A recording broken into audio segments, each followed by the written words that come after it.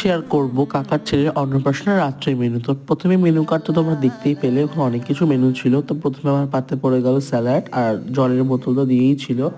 তারপর আমাদের ছিল ভেটকি মাছের ফিশ ফ্রাই। মাছটা ভীষণ ফ্রেশ অ্যান্ড টেস্টি ছিল খেতে। ফিশ ফ্রাই আমি প্রথমবার ট্রাই করলাম। তো তারপর আমার পাতে পড়লো বাসন্তী পোলাও আর চিকেন কষা। তো এই চিকেন কষাটা বেসিক্যালি একটু বড় পিস ছিল বলে আমি একটাই নিয়েছিলাম, কিন্তু এটা উইংস আর লেগ পিসে দিয়েছিল। তো চিকেন কষাটা বেশ ভালোভাবে ভাতটা খেয়ে নিলাম। তারপর আমার পাতে পড়েছিল খাসির মাংসের ডাক বাংলো। সো ডাক বাংলোটা খাসির মাংসের কষার মধ্যে কিছু একটা ফারাক আমি একটু বুঝতে পারিনি। আমি কিছুটা ভাত দিয়ে খাওয়ার পর আবার বাসন্তী পোলাওটা নিলাম। সেকেন্ড টাইমে আবার মাটন নিলাম, এখানে তো ভালোভাবে খেলাম। আর ভাই গাইস মাটন খায় না। তারপর আমার পাতে পড়লো চাটনি, মিষ্টি, সন্দেশ এসব। তারপর আমি আবার 2 পিস মাটন নিয়েছিলাম খাওয়ার জন্য।